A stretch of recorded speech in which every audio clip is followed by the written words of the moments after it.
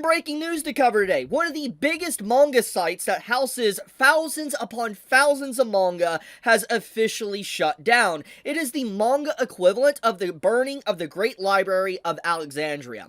There is a lot of manga that is now forever lost from the 80s, 90s, and 2000s that you will no longer be able to probably ever find again unless someone has backed up these series on their hard drive or on different sites. But let's get into the main point on how this happened and what response that the team that was housing the site said about the entire situation. Hello everyone, thank you so much for all the messages you've been sending over the past few days. They truly mean a lot to us. After careful consideration, we, the Discord staff, have collectively decided to delete this server due to ongoing issues related to the site and resulting legal challenges. As we've always encouraged, please continue to support the creator through the official platform if you enjoy their work and can afford.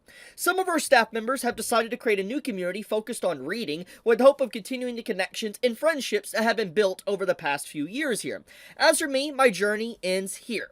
I sincerely apologize for any inconvenience our team may have caused, and I wish everyone a happy, healthy life. Thank you for everything, and take care. Side note, this server will be deleted in 3 days. The other staff will tell you about the community they have in mind soon. And this is the follow-up, continuing on the message. Keep an eye out for it, and again, please stop sharing illegal sites here if you don't wish to be banned. So let's get right into what this all means. So, Bato is one of the biggest manga sites. I have even personally used to read manga that you cannot find anywhere else. There is a lot of manga that is forever lost to time now with this site being officially taken down. And for those that think that there is mirror sites that you can navigate to and actually, be able to read these manga, they're also down as well. And a bunch of their discords, their official discords as well, have been permanently shut down. And this discord that they even did this message in will shut down in 3 days. This message came out just a few hours ago. So, what exactly happened? Well, I think it's very obvious. I mean, the opening statement alone really kind of indicates what happened, but obviously they got a lot of copyright infringement notices, probably DMCAs, and if they didn't respond, they were probably going to get into a lot of legal trouble. And at the end of the day, there is something that does need to be said, and I've always said this when I make any of these type of videos. It is within the right of copyright holders to protect their brand and their name and license and stuff. That is their right, because at the end of the day, they do own it, and if someone is technically taking it and reading it for free, they are losing money. It's understandable why they protect their stuff and why they send out DMCAs. You may not like it, but that, at the end of the day, it is the law, and that is just how things are operated in a civilized society. However, sometimes these DMCAs, these copyright infringement cases, can get a little bit muddy for a variety of reasons. For one, in this case, is that yes, there might have been a handful, maybe hundreds of series on this site that is licensed by, let's say, actual, legal teams and, different businesses and stuff to allow these series in the West or different countries, but there is also a lot of manga and even comics and stuff that were on Bato that, you can no longer find or can't find anywhere in the world to legally own them. For instance, this is a huge issue for a lot of series, let's say from the 80s, 90s, 2000s and stuff, and some even in the 2010s.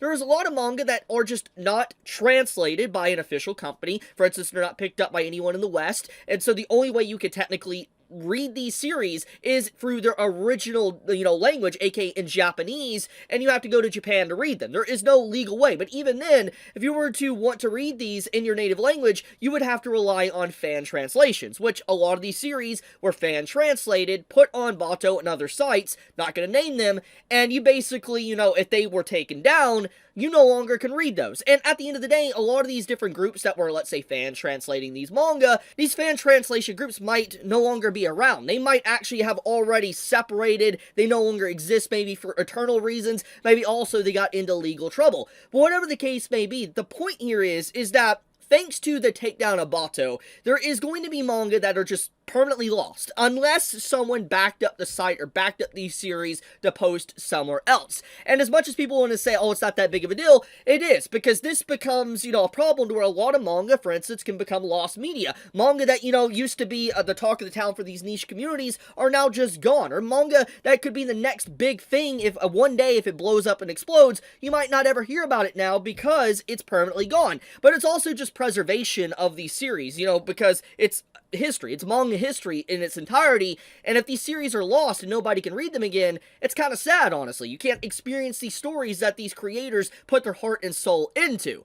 So it's legitimately just a very sad situation, because at the end of the day, pirate sites, they go down. That's just what happens at the end of the day. Copyright infringement, DMCA takedowns and stuff like that, that is a very common thing. It's bound to happen eventually. But the point here is that Bato was massive. But at the same time, I feel like a lot of people didn't even know that they existed. I'm willing to bet you there's a lot of people that have no idea what Bato is. But there is definitely some popularity that it started to garner in the last year or so, I have noticed. And I think it mainly is thanks to TikTok and Instagram and stuff. I have definitely seen it. And I try not to talk about these sites often, because obviously putting these names out there definitely will cause potentially an increased risk of them being taken down. Just going to be completely blunt. And that's why I've kind of neglected to talk about this situation for the last few days, because obviously there was a lot of issues going on with Bato. But now that it's official that it's completely closing down, it's done, it's not coming back, the mirror sites are down, I could just sit down and really just take a moment to talk about this situation. But the point is what I think drove this to become more popular and get into the eyes of copyright holders is Instagram and TikTok. There was a lot of people that were posting like their favorite manga or web comics and stuff on Instagram or TikTok and linking to the site within descriptions and stuff, which I think definitely drew a lot of attention, because obviously when you have a video that does millions of views and all that talking about a series and links to a pirated site, that's definitely going to lead into some issues. So what I'm trying to say here is that there's a lot of people that just do not understand the how to not name certain sites. When you name them, it definitely increases the risk. But at the end of the day, these companies, these copyright holders definitely will find them eventually, even if that doesn't happen. It just prolongs it, so to speak. Because obviously, they can pull up data. They can probably talk with these companies, like for instance, Google or something, look up search data results on their series titles and stuff, and then figure out where, maybe links are going to some of these series titles.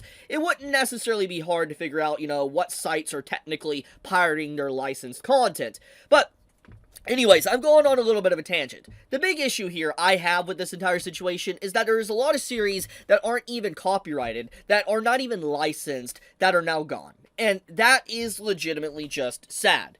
Now, here's the thing. Is this the end of piracy? No. Piracy will never end. It's always a back and forth battle between, the license holders and piracy. It's never going to end. It will always just keep going back and forth. And just as how Bato was the big manga site for now, there will be one that eventually rises up and replaces it. It's bound to happen eventually. But I feel like there's a big lesson to learn here. And I think one of the big lessons to really take away from this is that you should really back up these series. Like, there should definitely be people that go out of their way to try to back up these series that are unlicensed and have never been copyrighted or anything in the West, and back them up for people are able to experience these series if, let's say, a big site goes down. For instance, like Bato goes down, you'll still be able to experience these once again.